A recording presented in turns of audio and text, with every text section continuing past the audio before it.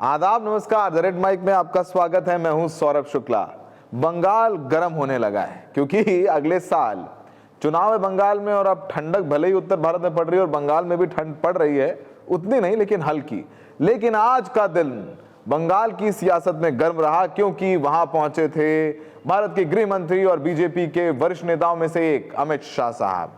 उन्होंने ममता बनर्जी को कह दिया कि ममता बनर्जी घुसपैठ कराती हैं, तो ममता बनर्जी भी कहां चुप रहने वाली हैं। उन्होंने अमित शाह को शकुनी का चेला बोल दिया। अब ये शकुनी कौन है? क्या इशारा उनका प्रधानमंत्री मोदी की तरफ था?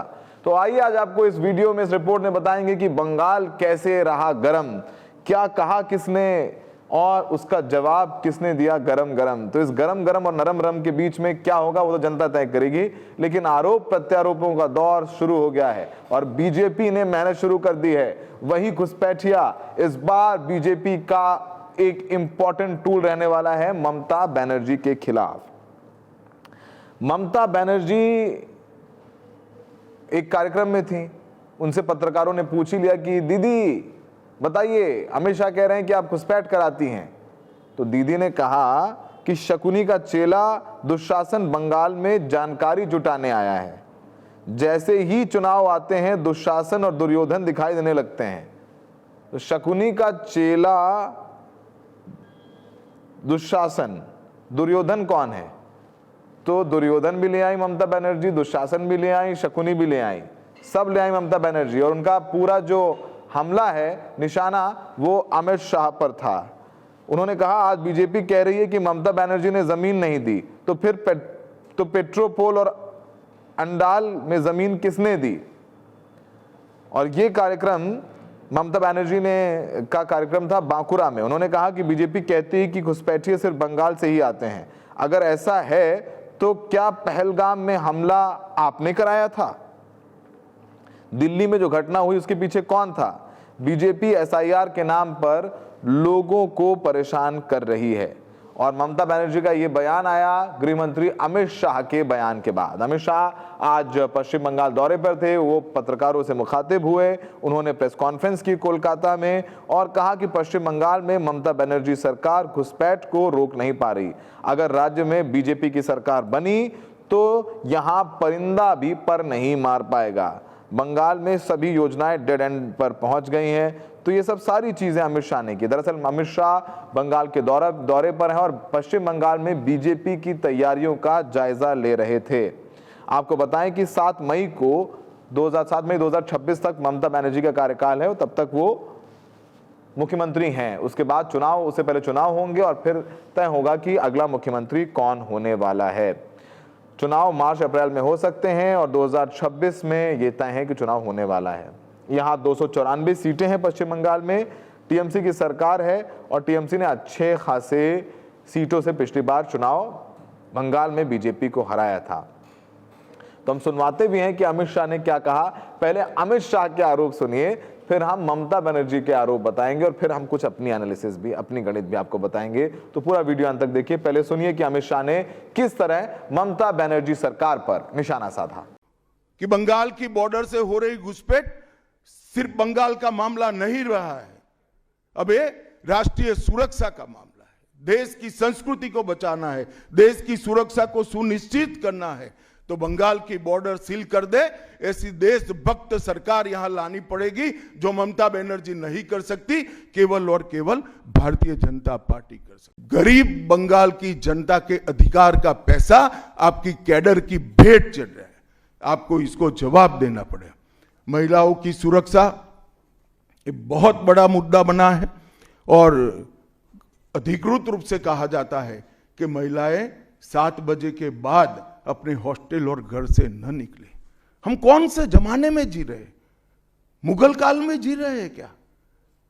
ममता जी, ये आजाद भारत, यहां माताओं बहनों को पूरा दिन जब इनकी मर्जी हो, जब इनको काम हो, घर के बाहर निकलने की सुरक्षा प्रदान करना ये हमारा संवैधानिक दायित्व है, जो देने में आपकी सरकार विफल गई है।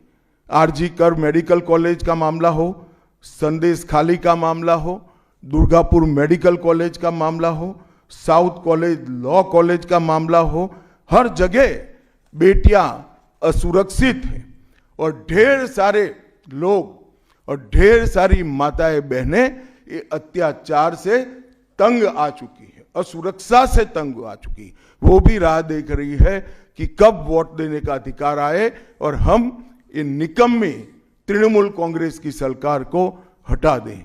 तो आपने सुना ममता बनर्जी पर निशाना साधा, उन्होंने हिंदुओं की स्थिति पर बात की, क्योंकि बांग्लादेश गर्म है, हिंदुओं के अत्याचार पर हमारी सरकार भी गर्म है और सियासत भी, न्यूज़ चैनल्स भी चल रहे हैं दिन भर की, देखो बंगाल में, पश्चिम बंगाल में के बगल में बांग्लादेश और बांग्लादेश में हिंदुओं के साथ क्या हो रहा है, पश्चिम बंगाल में ममता बनर्जी क्या करती हैं, वगैरह वगैरह वगैरह।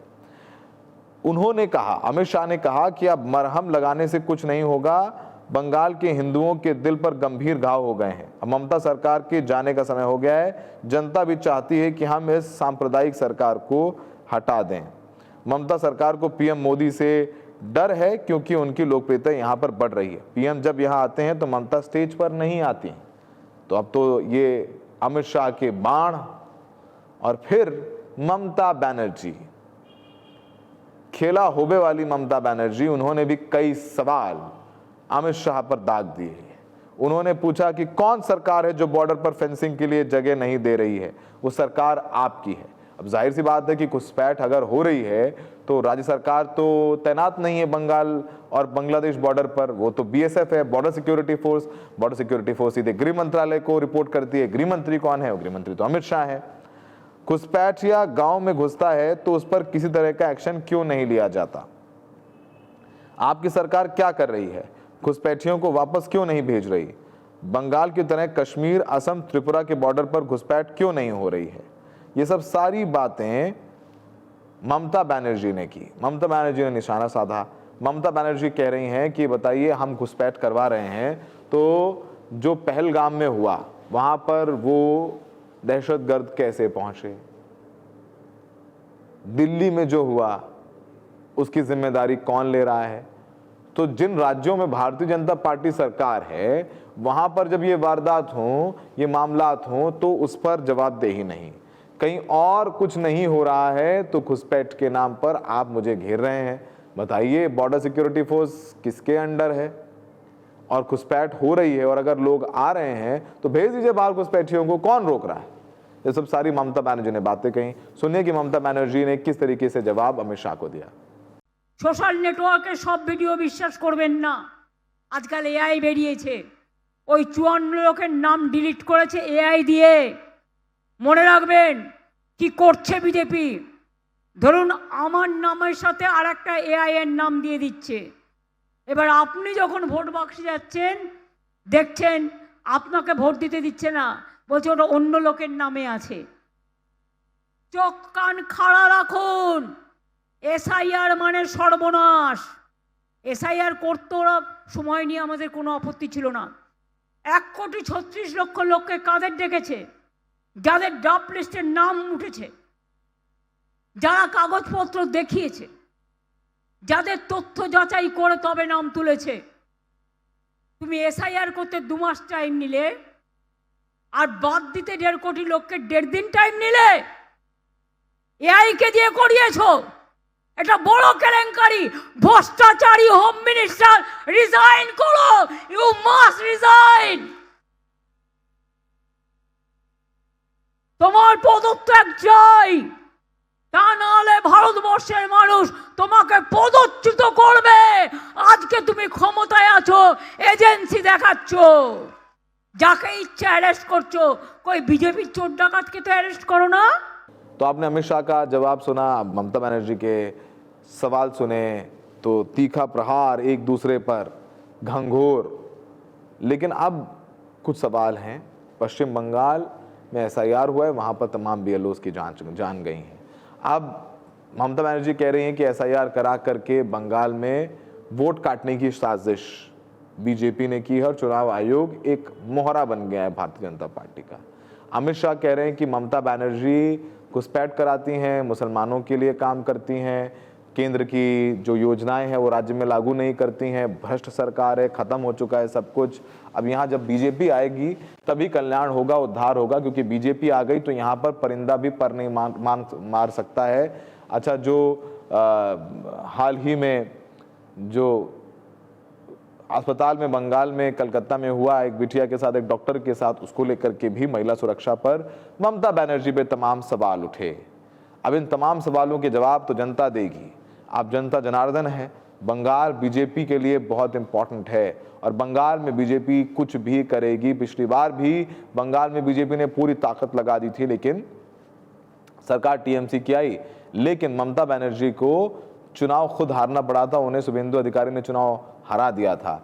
तो आसान नहीं है डगर इस बार ममता बनर्जी के लिए, और बीजेपी के लिए भी आसान नहीं है ममता बनर्जी से पार पाना।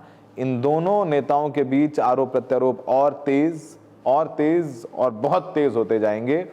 सियासत है, सियासत में ये सब कुछ होता रहता है, लेकिन अंत में जनता तय करेगी। और बंगाल को लेके तमाम अपडेट्स हम समय समय पर आपके लिए लेकर के हाजिर होते रहेंगे। हमें देखने के लिए बहुत बहुत शुक्रिया।